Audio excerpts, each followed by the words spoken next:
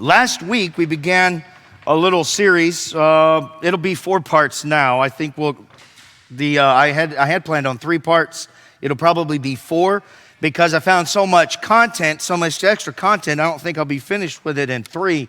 But we began a series on biblical principles for society and government. And just to recap that briefly, if brief is a proper adverb for how I ever talk about anything,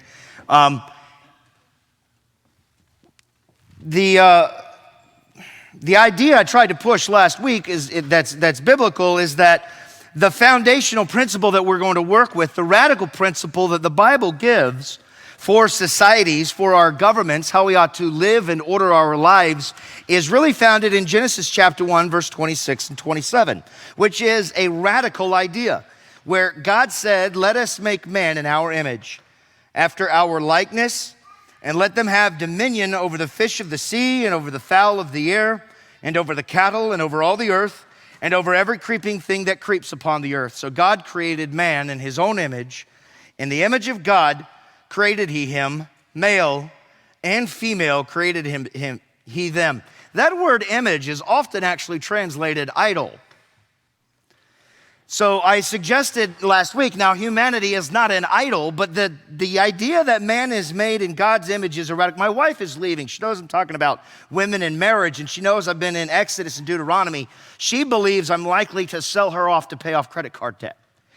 So, no, she'll be back. She has to pick up my oldest daughter. But that is the radical idea. If you weren't here last week, this really builds upon that premise last week that we explored last week. I'd encourage you, go to YouTube or it was posted today. The part 1 of this was posted where we talk about how profoundly I believe that affects or should affect how we read and understand the scripture and the radical idea, especially for the Old Testament, the Torah, the law that was given to the Jews, how profoundly that should affect their thinking. In its own way, just that radical idea that man is God's image bearer should affect our basic understanding of race relations, of how to treat women, of servanthood, slavery, how the abortion issue, eugenics, how to treat the old or the infirm or the handicapped. That idea alone, if we internalized it and understood how important it was, should almost self-evidently answer all the major questions without even really any further research. But as we go through and we look at some of these, mostly for this week, this is really going to be marriage and women, part 1, and I think we'll have to do a second part where we'll get more into the New Testament. But we're going to discover some basic principles that we find in Torah. Now, we don't apply these directly and entirely and in total to, and we don't have indentured servitude, for instance, in our modern society. Nor do I think we necessarily should have to, but it was a practical measure that was used back then in the ancient Near East to deal with things. They didn't have Social Security, they didn't have unemployment insurance, etc. But they had mechanisms to take care of things, and I think the foundational principle was that one of man being God's image bearer. That's the overarching principle in how we treat one another. But in Exodus chapter 21, if you'll turn there, if you have your Bibles, we're not going to have a PowerPoint do all our work for us. We're good Baptists. We bring our Bibles. So Exodus chapter 21, we're going to read some principles. In Exodus chapter 20, they just had the 10 Commandments given to them, some of the basics of the law. And I want us to notice something. I'm going to read the whole thing, because it begins with how to properly treat a servant. And you'll find that unlike what some of the scoffers and people who really don't understand Scripture pretend, the Bible does not teach some backwards, unenlightened, vicious, patriarchal society that is cruel to other people. It was, I suggested last week, radically progressive, actually, by comparison to anything else in the ancient Near East. Anything else they could conceivably comprehend, the Bible, what was given there, and it's based on that idea of the dignity of all mankind. But in chapter 21, we're going to read verses 1 through 11. In Exodus, we read this. "Now these are the judgments which thou shalt set before them. If thou buy an Hebrew servant, 6 years he shall serve, and in the 7th he shall go out free for nothing. If he came in by himself, he shall go out by himself. If he were married, then his wife shall go out with him. So basically they use that as a way to pay off debt. If his master has given him a wife, and she's borne him sons or daughters, the wife and her children shall be her master's, and he shall go out by himself. There's a reason for that. And if the servant shall plainly say, I love my master, my wife, and my children, I will not go out free, then his master shall bring him unto the judges. He shall also bring him to the door or unto the doorpost, and his master shall bore his ear through with an awl, and he shall serve him forever.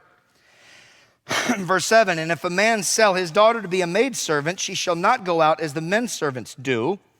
If she please not her master, who has betrothed her to himself, the assumption is that this is always in payment of debt.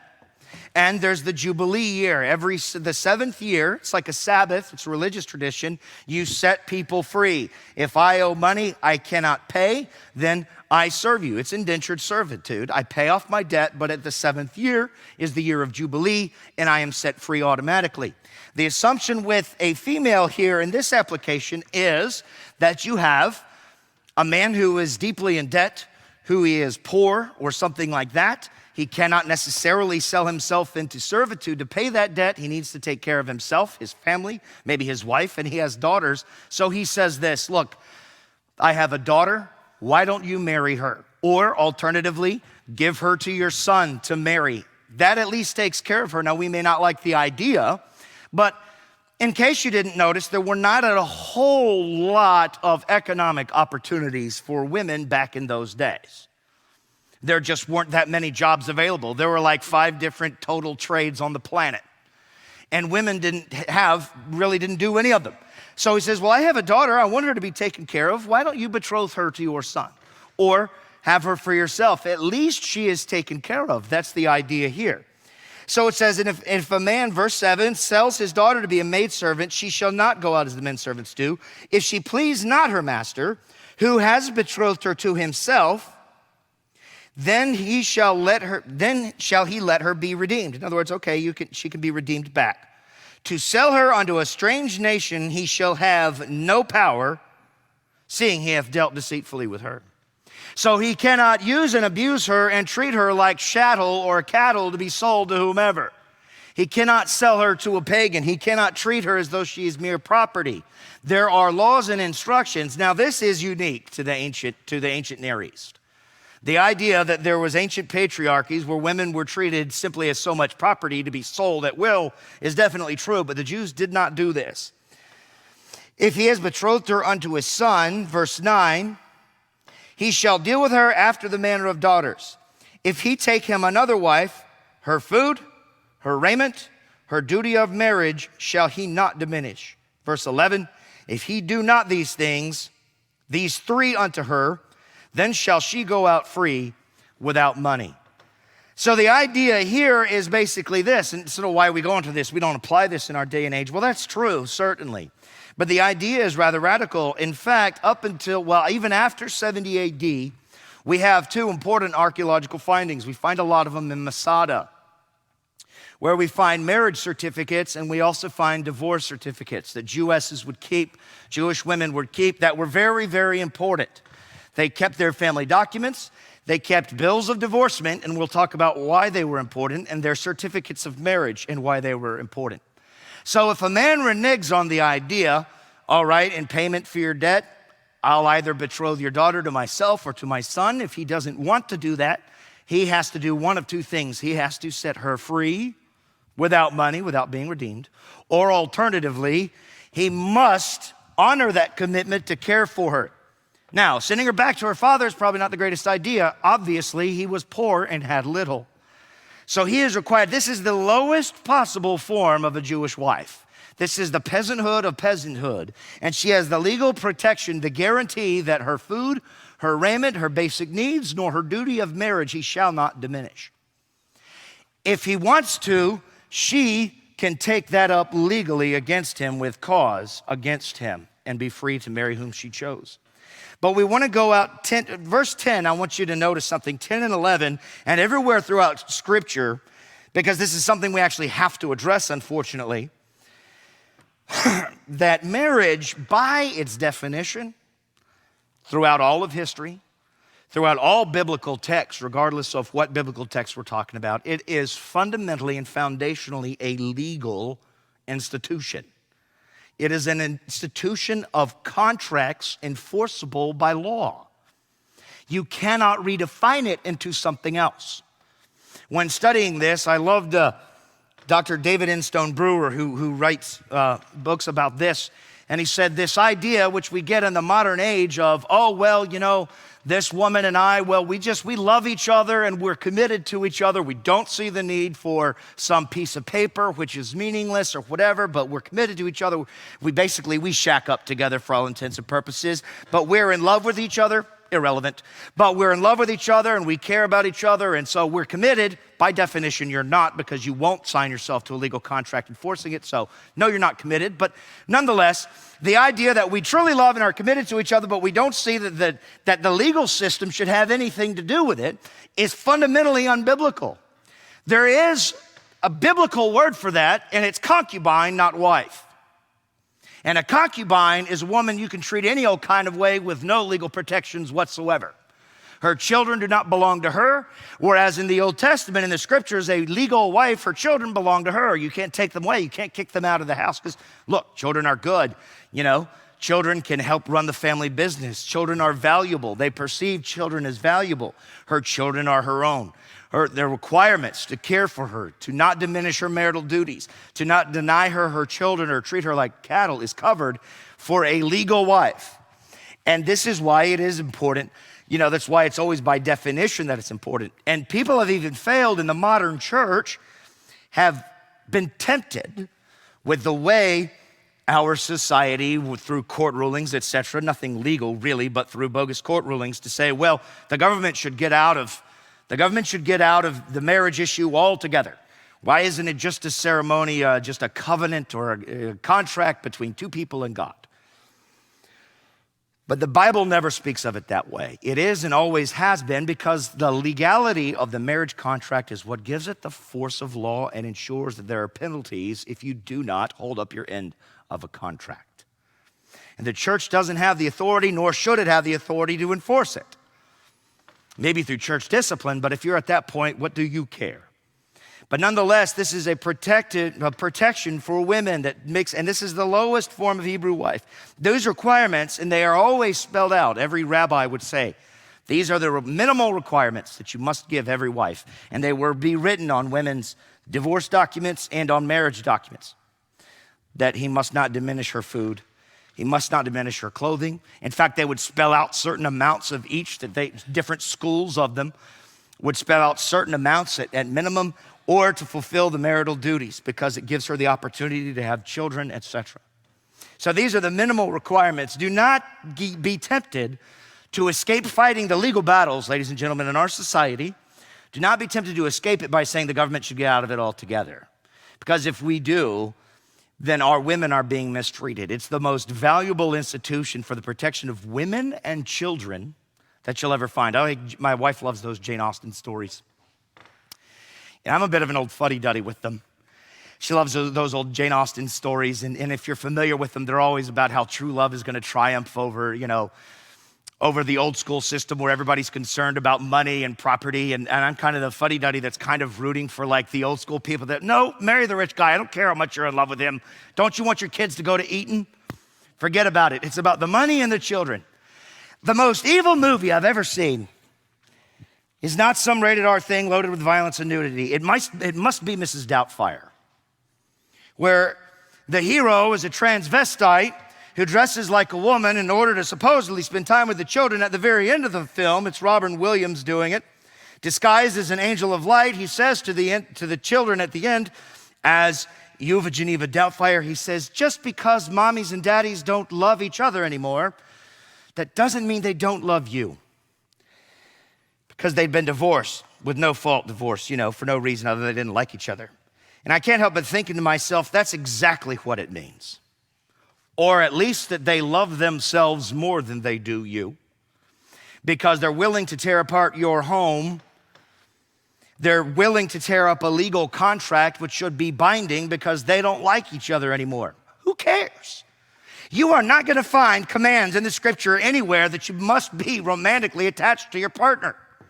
You're never going to find a woman commanded to love her husband. Men are commanded to love their wives.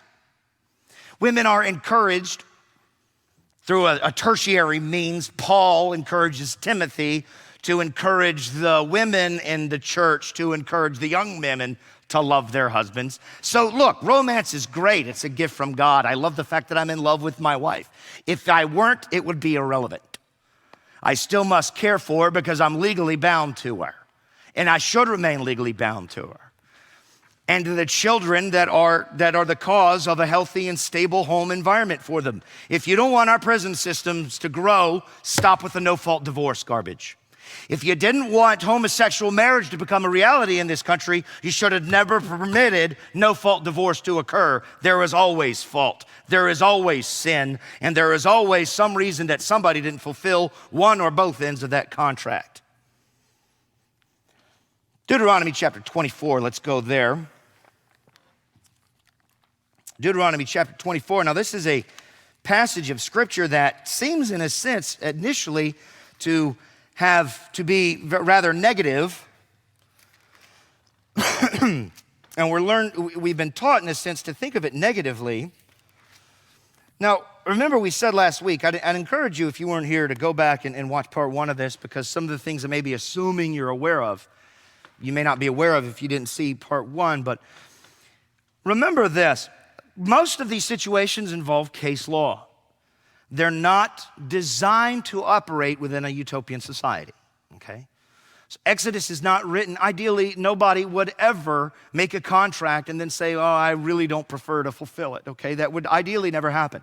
But the law is given to sinful people in a sinful world in imperfect and non-ideal situations after the fall, where there is brokenness, there is sin, there is death, there is temptation. There are people who don't want to fulfill their ends of contracts. And so this is designed to give us, we're to glean ideas and overall principles from it, okay?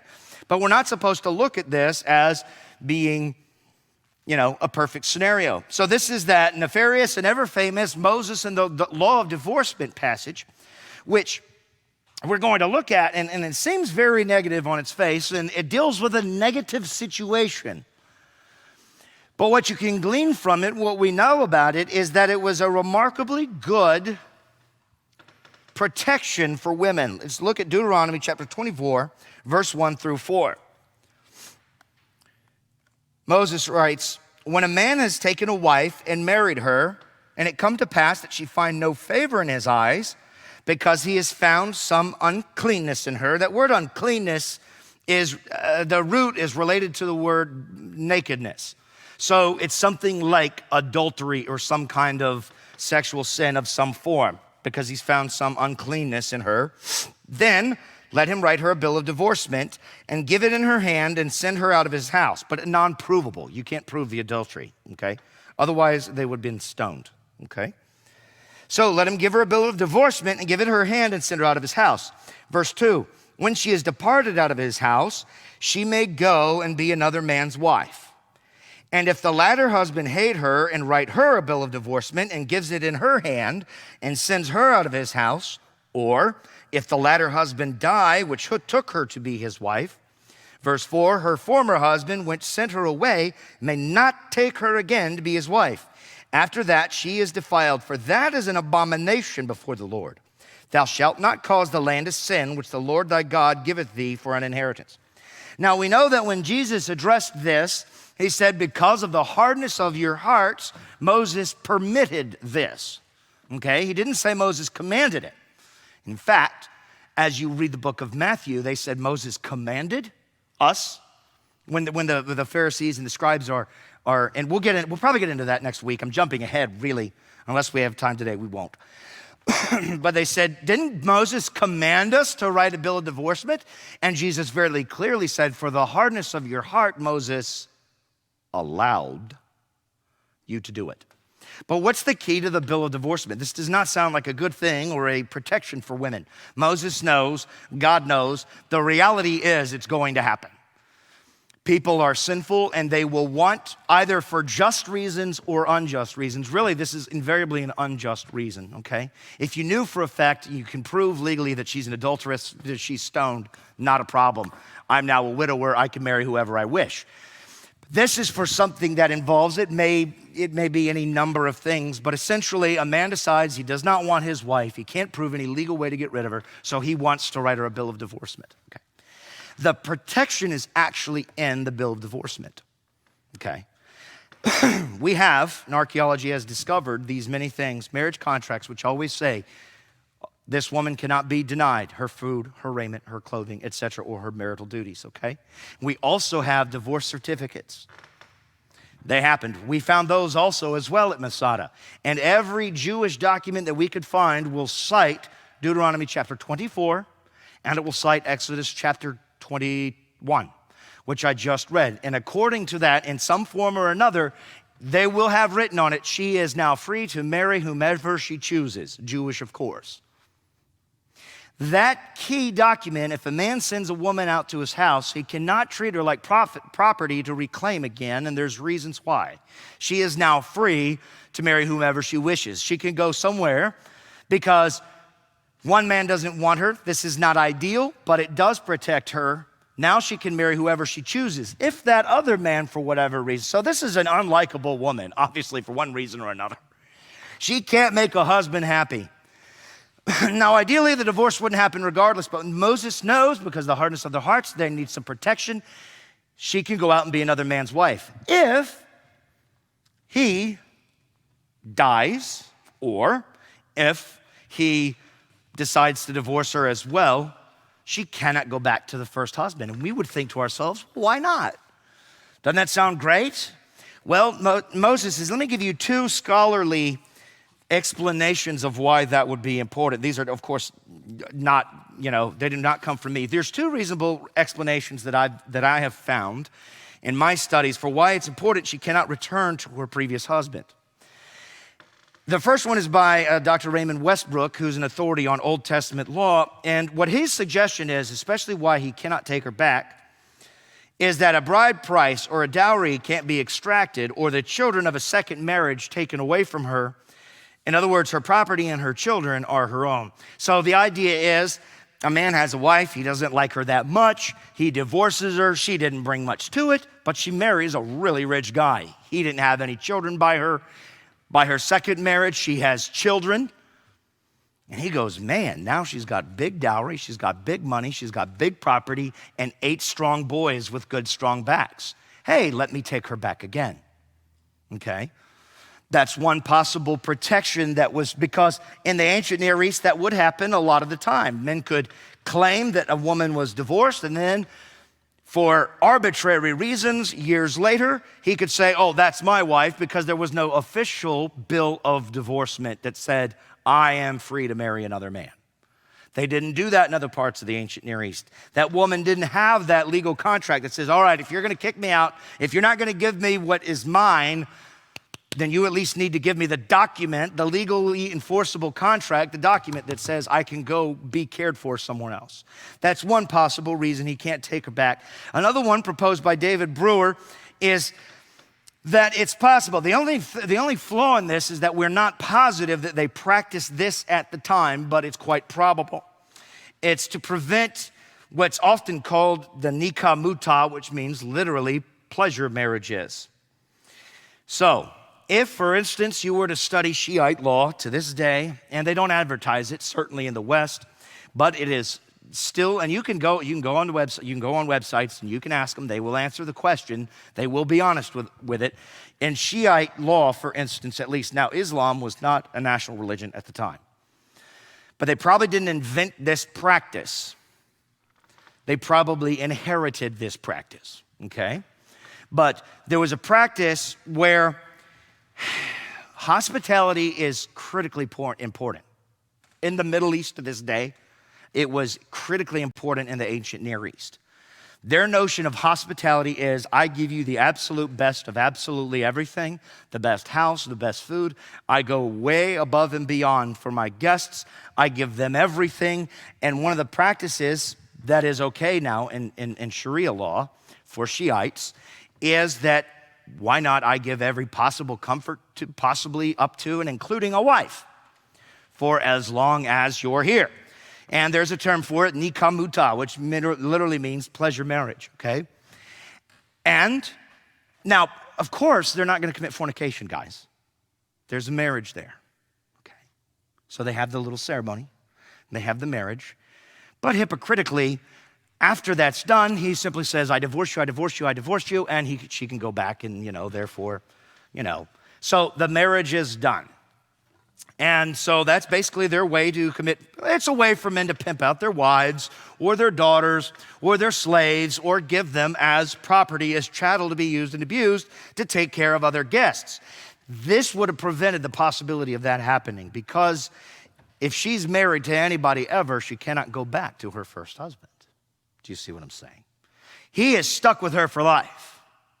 And if that was the practice that Moses was responding to, now we cannot prove that this was what was occurring, okay? But it would have prevented it in this day and age, and it's quite likely that something similar was being practiced, not ideally by the Jews, but by their neighbors or other people in the ancient Near East.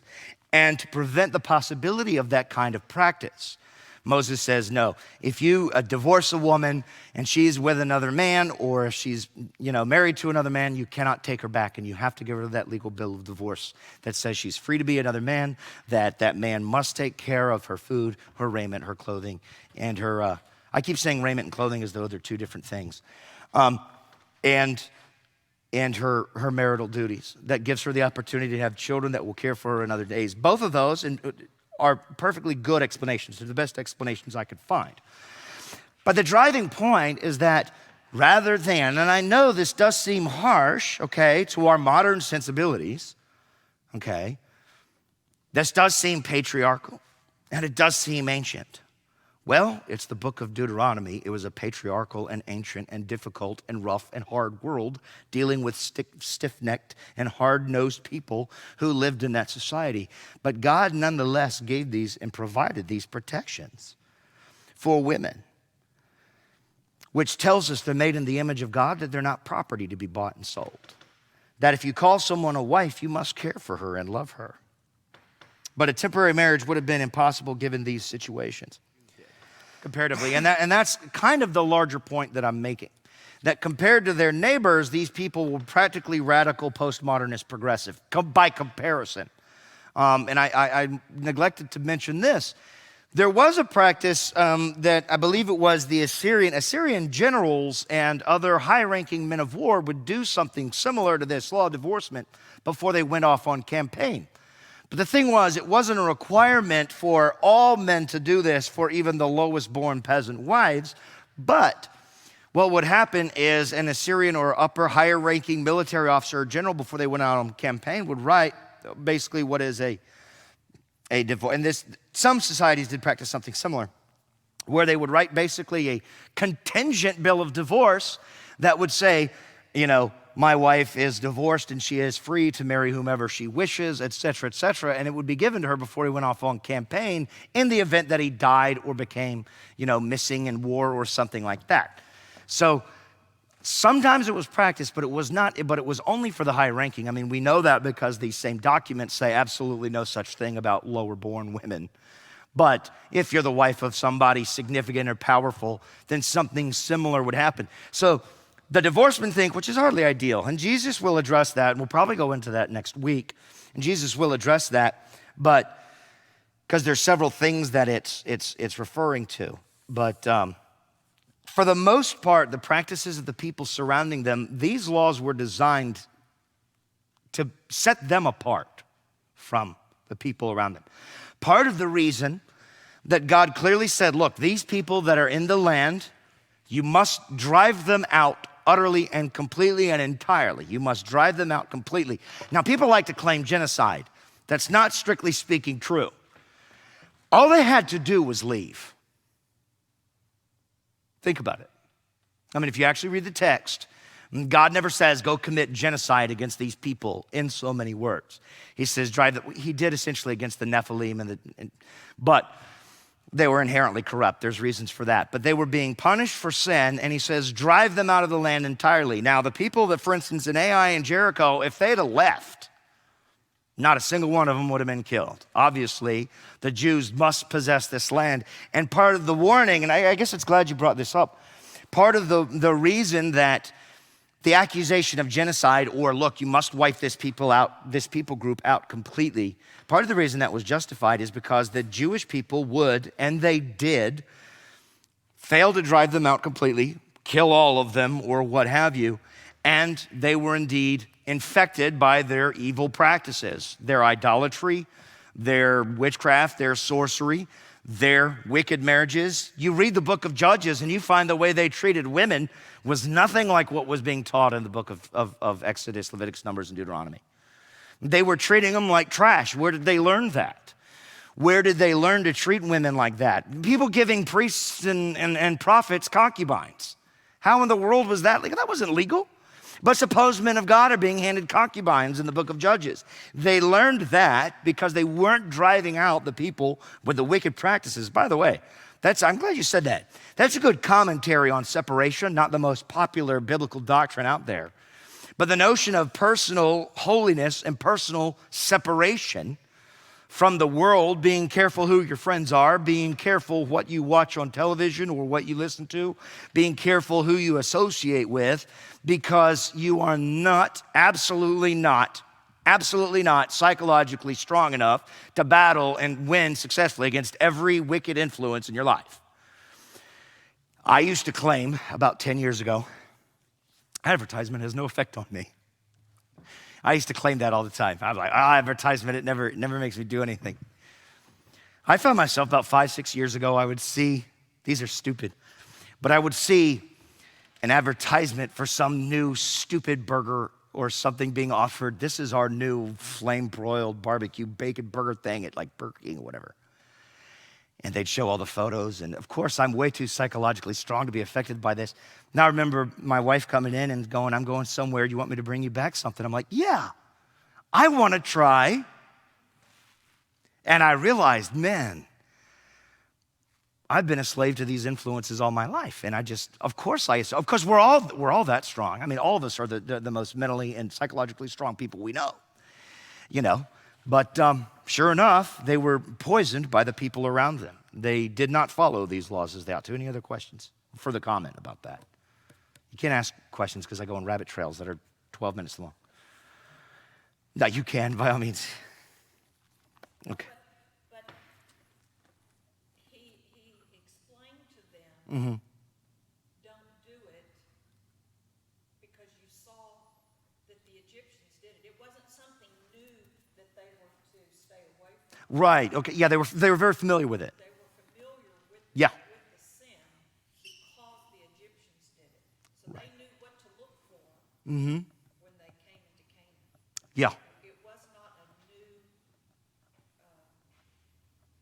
yeah. to stay away from. Yeah, What does that look like, God? What does that look like? Right. It looked like what you saw in Egypt. Exactly, or what the Canaanites are doing.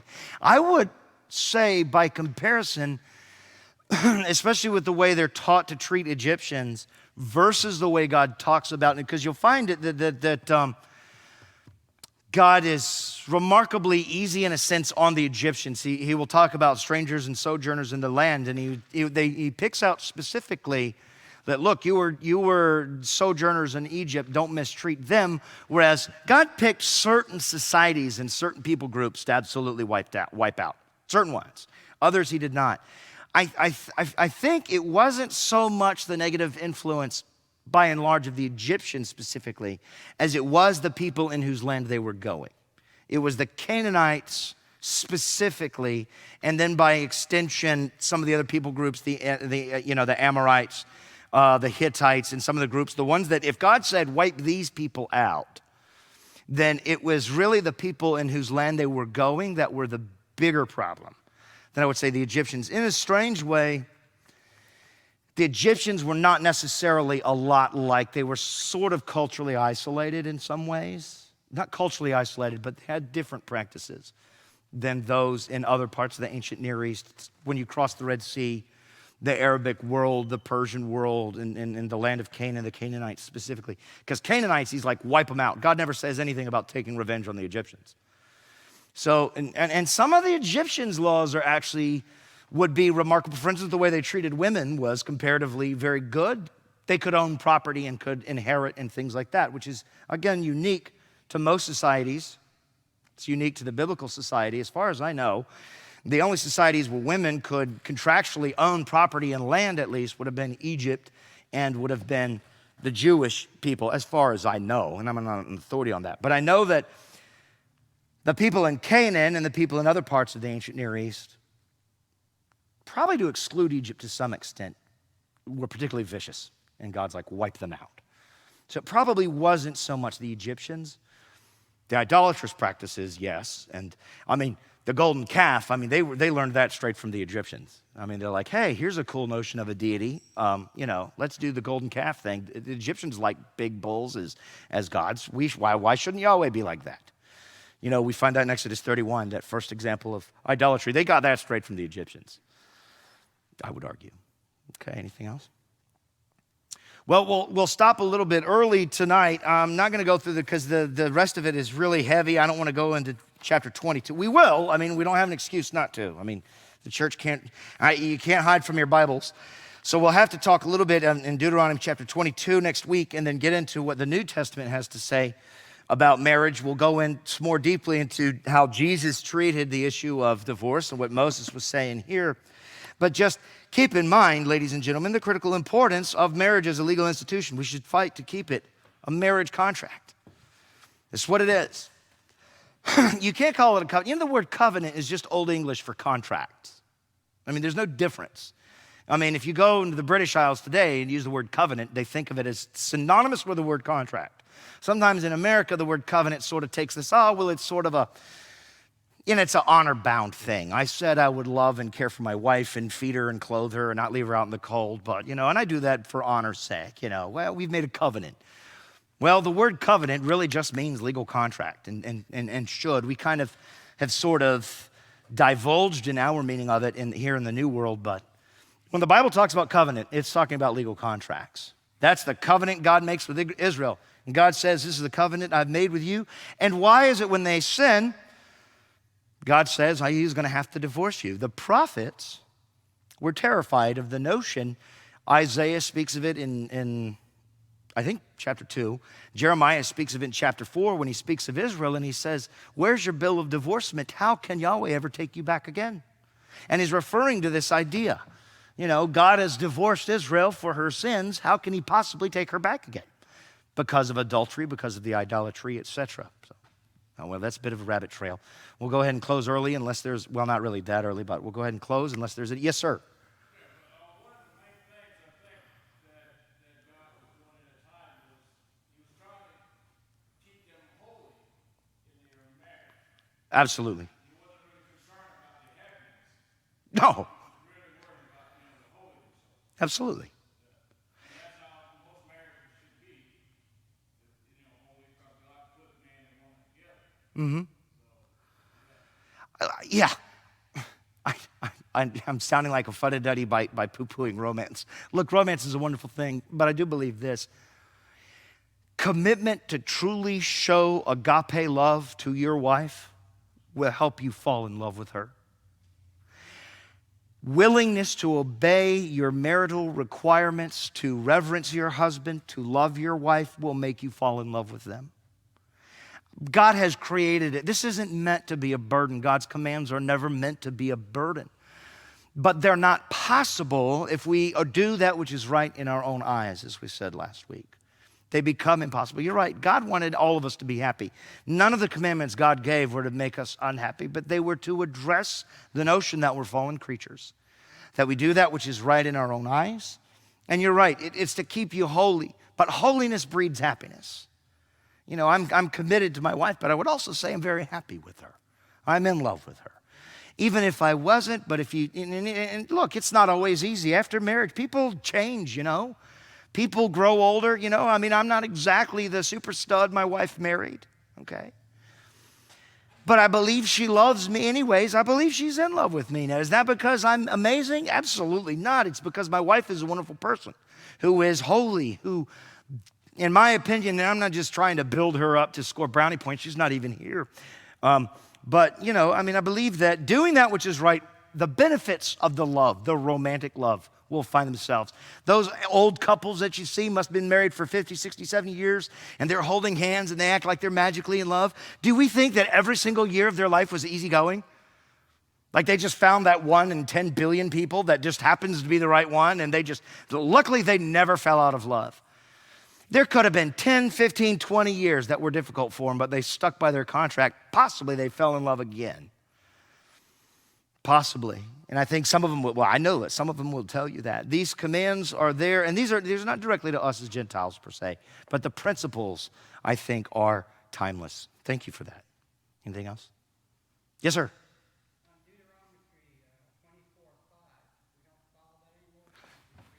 We don't exactly follow any of them. We glean from these general, 24:5 you said? When a man has taken a new wife, when he shall not go out to war, neither shall he be charged with any business, but he shall be free at home 1 year and shall cheer up his wife which he's taken. Yeah. There are a lot of those. Now, we're not going to be 100% exhaustive with everything, but I'm going to cover some of the major points. Another one is a good one. You don't want a woman to get newly married, have no chance to have had any children. Children are a precious commodity. I hate to say commodity, but to them they're a commodity to some extent. And children are, look, that's a woman's social security right there. Husbands and hopefully sons who grow up to be very rich, okay? And that's a woman's, safety net, okay? That's just how it was back then. So not only will you can't take a wife and then immediately go out to war, okay? And that's just a humanitarian regulation. I mean, if you get married, look, don't go out to war and get yourself killed. That's a matter of faith. David's sin in numbering the people, you'll find, was a sin of a lack of faith. I need to know how big my army is. God doesn't need the Israelites to be greater in number or better armed or anything else. Yahweh's going to fight their battles. The greatest battles that they fought, God's like, okay, I don't need 20,000. I don't need 10,000. I don't need 5,000. I want these 300, and I'll win with the 300. You don't need to number the people. You don't need to be bigger than the Philistines. You don't need to be taller. You don't need to be greater in number. You don't have to have iron chariots. As far as we know, they never did, but they could still win. So any nation would be tempted. Hey, you're a strapping young newlywed? Psh, get in the army. Go to war. I don't care that you just got married. As the Marine Corps used to say, if we wanted you to have a wife, we'd have issued you one. And our attitude today is, look, if we wanted you to, we don't really like our soldiers to this day to be married, quite frankly. The Bible took the opposite view, and no, we don't follow it. I guess maybe in a way we kind of should, But look, Yahweh was going to fight their battles. So there were a few other regulations that go on with that. But yeah, for a year at least, you don't send a man who's newlywed out to war. Hopefully she can have children or something that will provide for her in the future if she's a widow. It's a good to point that out, but no, we don't follow it. But we're not required to follow these regulations as such. They weren't written to us as postmodern Gentiles, but the principles should be guiding principles is the larger point, okay?